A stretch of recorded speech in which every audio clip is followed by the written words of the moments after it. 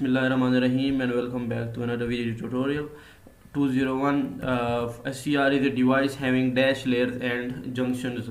तो SCR की जो होती हैं हमारे पास 4 लेयर्स होती हैं और थ्री उसके जंक्शंस होते हैं या टर्मिनल होते हैं। उसके बाद हमारे पास है silicon control rectifier 202 the AC Motors use in servo application. जो सर्वो एप्लीकेशन में मोटर यूज होती हैं वो हमारे पास 2 फेज इंडक्शन मोटर होती है हमारे पास। Transfer of ASCII codes for a micro processor to print must handshake basis because क्योंकि हमारे पास जो कमांड जा रही होती हैं वो ज़्यादा स्पीड से होती हैं, मतलब कि प्रिंटर उनको आराम से जो है प्रिंट कर पाए, तो इसलिए तो यही वजह होती है कि वो हैंड शेक बेस पे उसको सेंड करता है। तो इसका ऑप्शन बी है।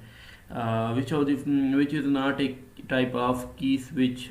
तो हमारे पास मैकेनिकल की स्विच भी होता है, पुरानी कीबोर्ड में आता था। नए जो लाइटनिंग वाले कीबोर्ड्स हैं हॉल इफेक्ट सेंसर और कैपेसिटिव की स्विच जो है, ये सारी चीज़ें जो हैं ये लाइक कीबोर्ड्स वगैरह में या LCDs वगैरह में ये जो स्विचिंग है, जैसे कीबोर्ड की बटन प्रेस करते हैं दोबारा से वो दोबारा अपनी जगह पे आ जाता है, तो मैकेनिकल की स्विच और ये सारी चीज़ें हैं, लेकिन मैक्सवेल की स्विच जो है वो एक्सक्लूडेड है।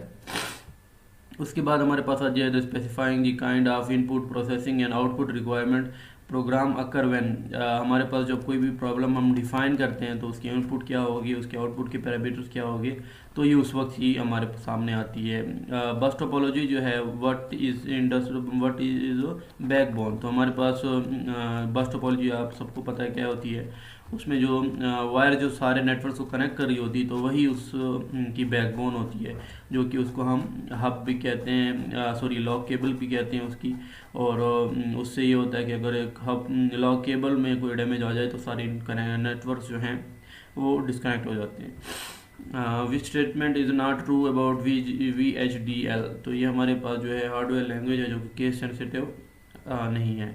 अच्छा, उसके बाद हमारे पास है द मेन ड्रॉबैक का फीडबैक सिस्टम। जो फीडबैक सिस्टम होता है, ठीक है, जो कि डिपेंडेंट होता है आपके आउटपुट पे, तो वो इंस्टेबल रहता है क्योंकि उन आउटपुट पे वेरिएशन रहती हैं, तो इस वजह से ना उसमें इंस्टेबिलिटी पाई जाती है कि कभी अगर कोई आउटपुट चेंज हो गई तो फिर वो उसके हिसाब से चेंज करता है, और मतलब कि अगर उसमें इंस्टेंटेनियस वैल्यूज़ पे चेंजेस आ रही हैं तो that cast to a instability. 209 transit response of a system is basically due to. तो ट्रांजिट रिस्पांस हमारे पास होता ये है कि हमारे पास कुछ टाइम के लिए ही, मतलब माइक्रो सेकेंड्स में जो रिस्पांस होता है सिस्टम का बेस्ट एनालिसिस के लिए हम उसको लेते हैं।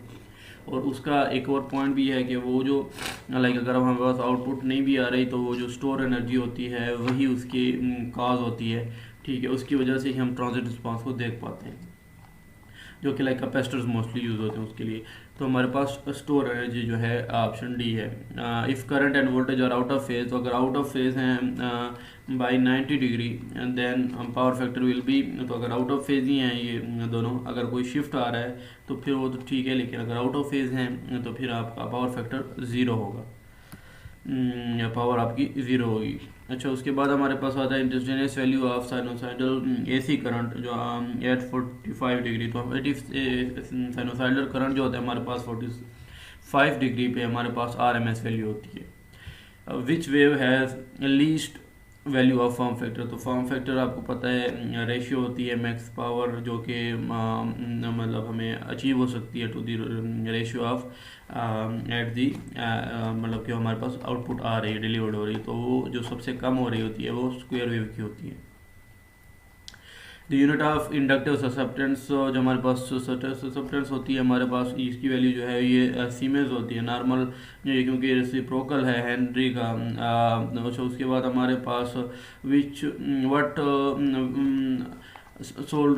Soul purpose of AC is to give heat when selection of. तो हमारे पास जो हमारे पास AC कब हीट हमारे पास जो मतलब अगर हमारे पास उसकी कंडक्टर की हम देखना चाहेंगे उसको किस टाइप का हम कंडक्टर सेलेक्ट करेंगे जब हमारे पास AC में हो, ठीक है। When sole purpose of AC is to give heat then selection of conductor is based upon.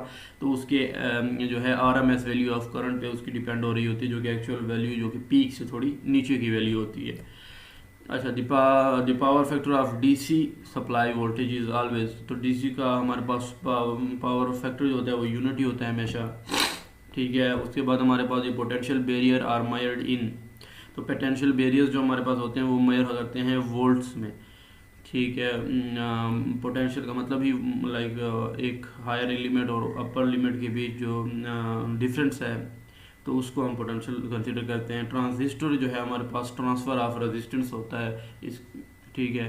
उसके बाद हमारे पास डिप्लीशन रीजन कैरीज जो हमारे पास करते हैं, डिप्लीशन रीजन में हमारे पास कोई चार्जेस नहीं होती, पॉजिटिव और नेगेटिव जो होते हैं और साइड इलेक्ट्रोड्स भी होते हैं। When which is not an integrating instrument, watt hour odometer, voltmeter, ampere hour meter, तो हमारे पास जो वोल्ट मीटर है वो इंटीग्रेटिंग टाइप का नहीं है। इसमें एक नई टर्म है वो है ओडोमीटर की, तो वो मैं दिखा देता हूँ आपको। ये चीज़ें जो हैं लाइक ओडोमीटर जो है इस तरह का जो आपका स्पीड मीटर होता है, इसको हम ओडोमीटर कहते हैं। अच्छा, उसके बाद हमारे पास the unit measuring unit using only gates is, तो हमारे पास जो मेजरिंग यूनिट होती है जो कि ओनली गेट्स में यूज़ होती है और रैम होती है।